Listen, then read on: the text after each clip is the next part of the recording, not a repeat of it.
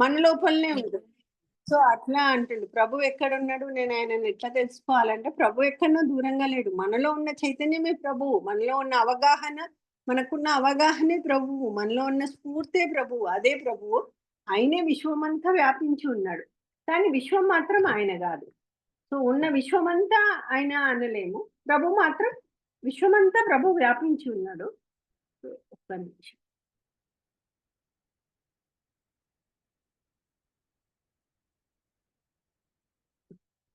చెప్తున్నాను, అదే దాని ఎక్స్ప్లెనేషన్ కూడా ఉన్నది. కానీ విశ్వం కాదు, విశ్వము ఆయనలో కనిపించే ప్రతిబింబం మాత్రమే. ప్రతి ఒక్కరిలో ఈ విశ్వము ఆయన నుంచి ఉద్భవించింది. సో ఆయన నుంచి ఆయనలో కనిపించే ప్రతిబింబమే విశ్వము. సో ఆయన శుద్ధ బుద్ధి అంటే మన మనస్సు ఆలోచనలకు కూడా అతీతమైన చైతన్యం. ఈ మనస్సుతోని కానీ ఈ ఆలోచనలతోని కానీ ఈ ప్రభువుని మనం పట్టుకోలేము, వీటన్నింటికీ అతీతమైన చైతన్యం. సో రాముడు మళ్ళా అంటాడు అనమాట, ఇదంతా చిన్నపిల్లలు కూడా చెప్తారు కదా, గురువు గారు దేవుడు చైతన్యమే అని, దీనికి ప్రత్యేకమైన బోధ అవసరమా అని అడుగుతున్నాడు, రాముడు అడుగుతున్నాడు అన్నమాట. సో దీనికి ప్రత్యేకంగా ఏమైనా జ్ఞానం ఉందా అని. అప్పుడు వశిష్ఠుడు ఒక చిరునవ్వుతోటి ఇప్పుడు చెప్తారు, రామ కేవలం మాటలతో దేవుడు చైతన్యమే అని తెలుసుకోవడం సరిపోదు. ఇప్పుడు దేవుడినే చైతన్యం అన్నాం అనుకో, అది సరిపోదు. ఎవడు చైతన్యం విశ్వము అని అనుకుంటాడో అతను ఇంకా సత్యాన్ని గ్రహించలేదు. ఈ విశ్వం అంతా చైతన్యమే అనుకుంటే, చూసే ప్రతిదీ కూడా భగవంతుడే అనుకుంటే ఇంకా సత్యాన్ని గ్రహించలేదు అని అర్థం. ఎందుకంటే ఆలోచించే మనసు, మన ఈ జీవుడు, మన లోపల ఉన్న జీవుడు ఏదైతే ఉందో, ఆలోచించే మనసు ఎవరు మన లోపల? మన జీవుడు. సో ఈ విశ్వాన్ని ఒక తెలిసిందని ఆబ్జెక్ట్ గా చూస్తున్నాడు. సో దాన్ని తెలుసుకోవాలని ప్రయత్నిస్తున్నాడు. ఎప్పుడైతే ఈ విశ్వాన్ని ఒక ఆబ్జెక్ట్ లాగా చూసుకొని దాన్ని తెలుసుకోవాలని ప్రయత్నిస్తాడో, దానివల్ల బంధనం ఏర్పడుతుంది, దుఃఖం ఏర్పడుతుంది. అంటే ప్రతిదాన్ని వేరుగా చూస్తున్నాడు. సో అప్పుడు బంధము దుఃఖము అనేది ఏర్పడుతుంది. ఎప్పుడైతే ఈ తెలుసుకునేవాడికి తెలుసుకునేదానికి సంబంధం ఉన్నంత వరకు దుఃఖం, అంటే నువ్వు నేను అని సపరేట్ చేసుకుంటున్నాము. ఎప్పుడైతే నువ్వు వేరే నేను వేరే అని సపరేట్ చేసుకున్నామో అప్పటి వరకు దుఃఖం అనేది తప్పదు. ఒకసారి మన దృష్టి ఈ తెలిసిన విషయాల నుండి ఆ తెలియని శుద్ధ చైతన్యం వైపు ఎప్పుడైతే తిరుగుతుందో అప్పుడే మనకు ముక్తి అనేది దొరుకుతుంది. అదే విముక్తి స్థితి. అప్పుడే మనం సంతోషము దుఃఖము ఇవన్నీ దాటిపోతాం. అందుకనే మనకు కోర్సులో కూడా చెప్తారు చూడండి, ఎక్కడ ఆనందం ఉంటది, ఎక్కడ మానసిక ప్రశాంతత ఉంటది. ఎవరి జర్నీ అయితే టువర్డ్స్ మన ఆత్మ దగ్గరికి వస్తుందో వాళ్ళు ఆనందంగా ఉంటారు. ఆ ఆత్మతత్వాన్ని తెలుసుకోవడానికి జర్నీ స్టార్ట్ చేస్తారో వాళ్ళు ఆనందంగా ఉంటారు. అదే జర్నీ టువర్డ్స్ ఎక్స్టర్నల్ గా ఈ ప్రపంచాన్ని చూడడానికి పోయినాం అనుకో, అక్కడ మొత్తం మనకు దుఃఖమే కనిపిస్తుంది. సో ఎప్పుడైతే మనం అంతర్ముఖం అవుతుంటామో అదే విముక్త స్థితి. అప్పుడే మనం సంతోషాన్ని పొందుతామో, ఈ దుఃఖాన్ని దాటిపోతామో అని చెప్తాడు అనమాట. ఇక్కడ వశిష్ఠుడు ఒక పాయింట్ చెప్తున్నారంట, ఈ ఆబ్జెక్ట్స్, చూసే వస్తువులు, ఆలోచనలు, మళ్ళీ ఎమోషన్స్ నుండి పూర్తిగా దృష్టిని తొలగించకుండా మనం పరమాత్మని అనుభవించలేం. వీటిలో చిక్కుకుపోయినాం అనుకో, చూసే వస్తువులల్లా, తర్వాత దీనిలో చిక్కుకుపోతే మనం పరమాత్మని అనుభవించలేము. ఎప్పుడైతే నేను బంధంలో ఉన్నాను తెలుసుకోవడంతో సరిపోదు, కానీ ఆ పరమ సత్యాన్ని, ఆ పరమ చైతన్యాన్ని తెలుసుకోవాలి. తెలుసుకోవడానికి ప్రయత్నం చేయాలి. ఈ సాధనలు అవన్నీ, ఈ జ్ఞానము, ధ్యానము, ఇవన్నీ మన సాధన క్రియ, ఇవన్నీ ఏంటంటే ఆ పరమ సత్యాన్ని తెలుసుకోవడానికి. అప్పుడే దుఃఖం అనేది స్వయంగా అంతం అవుతుంది అని చెప్తుంది. తర్వాత రాముడు అడుగుతా ఉన్నాడు, ఇంకా ఆ ప్రభువుని ఎట్లా వర్ణిస్తాము, ప్రభు గురించి వర్ణించమని చెప్తుంది. వశిష్ఠుడు అప్పుడు సమాధానం ఇస్తాడు. అయితే ఎట్లా అంటే, విశ్వమంతా ఈ లీనమైపోయిన ఆ బుద్ధి, ఆ పరమ బుద్ధి అనేది అదే ప్రభు. విశ్వంలో అణువులో అదే ప్రభు ఉన్నాడు. ఆయనలో తెలుసుకునేవాడు, తెలుసుకునేది రెండు డిఫరెన్స్, డ్యుయాలిటీ అనేది లేదు. ఆయననే ఈ శూన్యం, దానిలోనే ఈ విశ్వం, శూన్యం నుంచే విశ్వం అనేది ఉద్భవించింది, కనబడుతుంది. ఆయన లోపలనే ఈ చైతన్యం, ఈ విశ్వంలోనే చైతన్యం అనేది ఒక పర్వతం లాగా ఒక నిశ్చలంగా ఉంటది అని చెప్తుంది. మళ్ళీ రాముడు ప్రశ్నిస్తా ఉన్నాడు. రాముడికి ఏమి ఇంకా అవగాహనలోకి వస్తలేదు. ఇంకా రాముడికి అవగాహనలోకి వస్తలేదు, మనకి ఎట్లా వస్తుంది కదా. ఈ విశ్వం అసత్యం అని ఎట్లా తెలుసుకోవాలి? ఇప్పుడు మనము కనిపిస్తా ఉన్నది, దీన్ని అసత్యం అని ఎట్లా అంటాం? మనం దీన్నంతా నిజం అనుకుంటున్నాం కదా, ఈ కొడుకు, బిడ్డ, కూతురు కనిపించేది అన్ని మనం నిజం అనుకుంటున్నాం, దీన్ని అసత్యం అని ఎట్లా అనుకుంటాము అని అంటే అప్పుడు రాముడు వశిష్ఠుడు బోధిస్తుడు, ఎప్పుడైతే నువ్వు కుమారుడు కూతురు ఇట్లా డిఫరెంట్ గా చూస్తున్నావు, ప్రతి వాళ్ళలో చైతన్యం చూస్తే అది ఏకత్వం. ఓకే, వీళ్ళని మనం సపరేట్ గా చూస్తున్నాము అంటే అక్కడ డ్యుయాలిటీ వస్తుంది. సో వశిష్ఠుడు అప్పుడు బోధిస్తుంటాడు, రామ, ప్రభువు నిజంగా అనుభవించాలి అనుకుంటే ఈ విశ్వం మాయ, ఇక్కడ విశ్వం అసత్యం అని నువ్వు తెలుసుకోవాలి, అది స్థిరంగా తెలుసుకోవాలి. ఎలాగైతే ఇప్పుడు ఆకాశం నీలంగా కనిపిస్తుంది అంటాం, నీలంగా కనిపిస్తుంది కానీ ఆకాశానికి నిజంగా ఎలాంటి కలర్ ఉండదు, రంగు ఉండదు. అలాగే ఈ సృష్టి కూడా కనిపిస్తుంది కానీ నిజంగా సృష్టి అనేదే లేదు, ఇదంతా మాయా ప్రపంచం. సో ఎప్పుడైతే ద్వైతం ఉన్నంత వరకు, నీవు నేను అన్న దృష్టి ఉన్నంత వరకు సత్యాన్ని తెలుసుకోవడం సాధ్యం కాదు. ఎప్పుడైతే అద్వైతం అని చెప్పినప్పుడు కూడా దానిలో ద్వైతం లేదనే భావనే ఉంటది. అద్వైతము అంటే ఓకే, ద్వైతం లేదు అని అనిపిస్తుంది, కానీ అది కూడా ఒక దశ మాత్రమే. సృష్టి అసలే లేనిదని పూర్తిగా మాయా అని తెలిసినప్పుడు మాత్రమే మనకు ఆ పరమాత్మ అనుభూతి అనేది వస్తుంది. మొత్తం అంతటా మనం ఆ పరమాత్మనే చూస్తే గనక మనకు ఆ పరమాత్మ అనుభూతి వస్తుంది. ఆ స్టేజ్కి రావాలి మనం, ప్రతి ఒక్కరిలో ఆ పరమాత్మ తత్వాన్నే చూడాలి. చూసినప్పుడే మనకు ఆ అవగాహన అనేది వస్తుంది అనమాట. సో ఇక్కడ చెప్తున్నాడు, ఇంకా కొంచెం సులభంగా చెప్పాలంటే, దేవుడు ఎక్కడున్నాడంటే మనలోని చైతన్యంలో ఉన్నాడు, మన లోపల ఉన్న జాగృతి, మన లోపల ఉన్న మెలకువలో. మెలకువ అంటే మన చైతన్యంలో మెలకువ రావాలి. మనం కళ్ళు తెరిచి చూసి నేను మెలకువ ఉన్నా అంటే అక్కడ చైతన్యం ఉండదు. మన చైతన్యంలో మెలకువ వచ్చినప్పుడు, మన బుద్ధిలో మెలకువ, మన మనసులో మెలకువ వచ్చినప్పుడు అప్పుడు ఆ చైతన్యాన్ని మనం గ్రహించగలం అనమాట. సో విశ్వం అంటే ఏంటంటే ఆ చైతన్యం చూపించే ఈ మాయా ప్రదర్శననే ఈ విశ్వము అనేది. నేను తెలుసుకుంటున్నాను అనే భావన కూడా బంధమే. సో ఈ భావం లీనమైనప్పుడు మనం నిశ్చలంగా చైతన్యంగా ఉంటుంది. తెలుసుకుంటున్నాను అంటే నేనే ఆ ఇప్పుడు బుద్ధుడు వచ్చేసి ఆత్మ ఎక్కడ, ఆత్మ కోసం మొత్తం వెతికిన ఆత్మ కనిపించలేదు అని అంటాడు అనమాట. సో అన్నాక తర్వాత శంకరాచార్యులు వస్తారు, వచ్చి అసలు వెతికింది ఎవరు, ఆయనే ఆత్మ. ఎవరు వెతుకుతున్నారు, ఎవరి కోసం వెతుకుతున్నారు? సో వెతికేవాడు ఎవడు? నువ్వు కళ్ళు మూసుకున్నావు, దేనికోసం వెతుకుతున్నావు, ఎవరు వెతుకుతున్నారు? సో ఆ వెతికే వాళ్ళని పట్టుకోవాలి మనం. సో ఆ చైతన్యమే అది, దాంట్లో ఉండాలి, అదే మోక్షము, అదే దేవుని యొక్క అనుభూతి అని. సో ఎట్లయితే మనము ఎండలో దూరంగా నీరు ఉందనుకోండి, నీరు ఉన్నట్లు కనిపిస్తుంది కానీ అక్కడ నీరు లేదు. అట్లనే విశ్వం కూడా ఉంది అనిపిస్తుంది కానీ అది నిజం కాదు. సో ఇదే చెప్తున్నారు, నీరు నిజంగా ఉన్నది అని నమ్మినంత కాలం దాహం అనేది తీరదు. అక్కడ నీరు, ఎండమావి దగ్గరకు పోయి ఇక్కడ నీరు ఉంది తాగుతా అనుకుంటే తీరదు. సృష్టి నిజమని నమ్మినంత కాలం కనిపించే సృష్టి అంతా నిజం అనుకుంటే మోక్షం అనేది రాదు ఎప్పటికీ అని చెప్తున్నారు అన్నమాట. ఇదే వశిష్ఠ మహర్షి బోధ. ఏంటంటే సృష్టి అసత్యం అని తెలుసుకున్న వాడికి పరమాత్మ అనేది సత్యము అని తెలుస్తుంది. మొత్తం ఏమంటది, బ్రహ్మ సత్యం జగన్మిథ్య, ఈ జగత్తంతా మిథ్య, సత్యమైంది ఏంది ఆ బ్రహ్మమే సత్యము. అది తెలుసుకున్నంత కాలమే మనకు, తెలుసుకున్నప్పుడే ఇది వస్తుంది, మోక్షం అనేది దొరుకుతుంది అని. ఇక శ్రీరాముడు అడుగుతా ఉన్నాడు, ఇంకా ఆయన అడుగుతూనే ఉంటాడు మోక్ష ప్రకరణం, ఓ గురుదేవ, ఈ జ్ఞానం ఏ విధంగా తెలుసుకోవచ్చు, దాని ద్వారా ఈ సంసారం అనే భ్రమకు ఎట్లా ముగింపు పలుకోవచ్చు అని అడుగుతారు అనమాట. అప్పుడు వశిష్ఠుడు చెప్తాడు, ఈ ప్రపంచం నిజమని భావించడం అనేది మనం ఎన్నో జన్మలుగా మనకు ఇప్పుడు ఈ ఆత్మజ్ఞానం దొరుకుతుంది. ఆత్మజ్ఞానం దొరకనంత వరకు ఈ ప్రపంచంలో బాధలు కష్టాలలోనే మనం మునిగిపోయి ఉన్నాం కదా. సో ఈ ప్రపంచాన్ని నిజం అనుకొని భావించడం అనేది ఎన్నో జన్మలుగా మన మనసులో బలంగా నాటుకుపోయింది అనమాట. కానీ ఆ తప్పుడు అభిప్రాయాన్ని మనం ఈ రోజు తొలగించవచ్చు. మనం సత్సంగం చేయడం ద్వారా, తర్వాత జ్ఞానుల సమీపంలో ఉండడం ద్వారా, తర్వాత పవిత్ర గ్రంథాలను అధ్యయనం చేయడం ద్వారా మనం ఈ విషయాన్ని తెలుసుకోవచ్చు. పవిత్ర గ్రంథాలలో ఇప్పుడు మహారామాయణం అని ఉందని అనుకోండి, అది ఆ మహారామాయణ సారము ఈ జ్ఞానాన్ని ఇస్తుంది. దానిలో ఉన్న సత్యం మరెక్కడా లేదు అని చెప్తున్నాడు అనమాట వశిష్ఠుడు. ఆయన ఎవరికైనా దాన్ని చదవడం ఇష్టం లేకుంటే ఇతర గ్రంథాల ద్వారా కూడా తెలుసుకోవచ్చు, దానికి ఏం అభ్యంతరం లేదు అని చెప్తుంది. సో ఇప్పుడు తప్పుడు భావన ఎప్పుడైతే తొలగిపోతుందో అప్పుడు సత్యం అనేది స్పష్టమవుతుంది. ఈ జగత్ అనేది మిథ్య, బ్రహ్మ సత్యం, జగన్మిథ్యం అనేది ఆ సత్యానుభూతి మనస్సుని పూర్తిగా మనకు నింపేస్తుంది అనమాట. సో ఎవ్రీథింగ్, ప్రతి దాంట్లో మనం ఆ చైతన్యాన్ని చూస్తుంటాం. ఆ చెట్టులో చూసిన చైతన్యమే నాకు అనిపిస్తుంది. ఆ చెట్టు దగ్గర పోతా నేను, పోయి చూసినప్పుడు ఆ చెట్టుకు ఏదన్నా కొంచెం పురుగు పడితే నాకు మనసు అంతా బాధ అయిపోతా ఉంటది. అంటే లైక్ ఆ చెట్టును ఒక చెట్టులాగా ఒక ఒక వస్తువులాగా చూడబుద్ధి కాదు.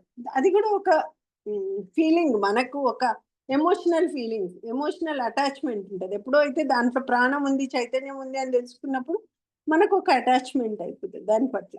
సో, అప్పుడు ఆ సత్యం అనేది మనకు స్పష్టమైతుంది. ప్రతి దాంట్లో చైతన్యమే ఉంది అని. ఆ సత్యానుభూతి అనేది ఏందంటే మన మనసుని పూర్తిగా నింపుతది. ఆ స్థితిలో ఉన్నవాళ్ళు దాని గురించే ఆలోచిస్తారు. దాని గురించే మాట్లాడతారు. దానిలోనే ఆనందిస్తారు. అటువంటి వాళ్ళని మనం జీవన్ముక్తులు లేదా విదేహ ముక్తులు అని పిలుస్తారు. వాళ్ళకింక వేరే క్వెషన్, ఆలోచన ఉండదు. మొత్తం ఆ సత్యంలోనే ఉండిపోతారు. అప్పుడు రాముడు అడుగుతాడన్నమాట. ప్రభు జీవన్ముక్తుడు, విదేహ ముక్తుడు అని అంటున్నావు. వాళ్ళ లక్షణాలేంటి? వాళ్ళెవరు అని. అప్పుడు వశిష్ఠుడు సమాధానం ఇస్తాడన్నమాట. జీవన్ముక్తుడంటే శరీరంతోటి జీవిస్తూనే లోకాన్నంతా అనుభవిస్తాడు. కానీ ఈ లోకంలో ఉండడు. అతను ఒక కలలో ఉన్నట్లుంటాడు. ఆయనకు సుఖదుఖాలతోటి చలించడు. ఎప్పుడు ఈ లోకంలో జాగృతంగా ఉండడు. అంటే భ్రమలో భ్రమలో ఉండడు. అట్లా. అతనికి జ్ఞానం ఏ విధమైన, అతనిలో ఉన్న జ్ఞానము ఈ వాసనలతోటి, ఈ సంస్కారాలేవి అతన్ని అంటవు. అతను ఎట్లా అంటే ఒక ఆకాశంలాగా విశాలంగా ఉంటాడు. అతడికి ఒక అహంకారం ఉండదు. సో, అతనికేం సంకల్పాలుండయి. సంకల్పం లేని స్థితిలో ఉంటాడు. అతని బుద్ధి ఎటువంటి కర్మలను అంటిబెట్టుకోదు. ఆయన బుద్ధిలో కర్మలుండవు. అది క్రియలో ఉన్నా లేకున్నా సమానమే. అతనికెవరు శత్రువులు కారు. అతడెవరికీ భయపడడు. ఎప్పుడైతే ఆ జీవన్ముక్తుడు జీవించి ముక్తంగా ఉంటారు. ఇప్పుడు మన గురువుగారులు అంటారు. వీళ్ళ కర్మ అంటది, ఏమంటది. ఎందుకంటే వాళ్ళు ఈ ప్రపంచాన్ని ఉద్ధరించడానికే వచ్చినారు వాళ్ళు భూమి మీదకి. సో, ఎప్పుడైతే వాళ్ళు శరీరం విడిచిపెడతారో అప్పుడు దెన్ వాళ్ళు విదేహముక్తులవుతారనమాట. దెన్ విదేహముక్తుడి స్థితి ఏంటంటే, విదేహముక్తుడు నేను గూడా కాడు, ఇతరుడు గూడా కాదు. అతడు సూర్యుడిలా ప్రకాశిస్తాడు. అంటే దేహాన్ని వదిలేసిన తర్వాత. లైక్ విష్ణువు, రక్షకుడైన విష్ణువు, తర్వాత నాశనకర్త రుద్రుడు, తర్వాత సృష్టికర్త బ్రహ్మ, ఇవన్నీ సమస్తం ఆయన్నే అన్నమాట. వీళ్ళంతా విదేహముక్తులు. ఆయన ఆకాశము, భూమి, నీరు, అగ్ని అన్నీ అతడే పరమ చైతన్యము. సమస్త ప్రాణులకు అతడే సారము అని చెప్తున్నారు. గతము, వర్తమానం, భవిష్యత్తు అన్నీ ఆయననే అని చెప్తారు. అంతా ఆయన లోపలనే ఉంది. అంతా ఆయననే.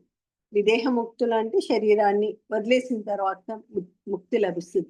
జీవన్ముక్తుడు అంటే జీవించున్నప్పుడే అనుభవం పొందిన మోక్షం యొక్క అనుభవం జీవించున్నప్పుడే వస్తుంది.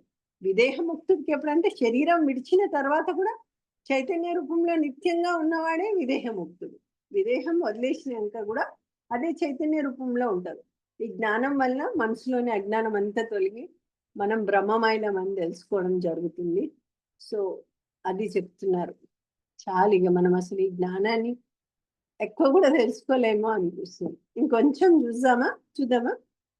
మళ్ళీ రాముడు అడుగుతా ఉన్నాడన్నమాట. ప్రభు, నా దృష్టి అంతా వక్రీకరించింది. నేను ఆ నిష్పక్షపాత స్థితిని, ఆహ్, ఆ జ్ఞాన స్థితిని ఎట్లా పొందగలను అని అడుగుతున్నాడన్నమాట. అప్పుడు వశిష్ఠుడు సమాధానం చెప్తున్నాడు.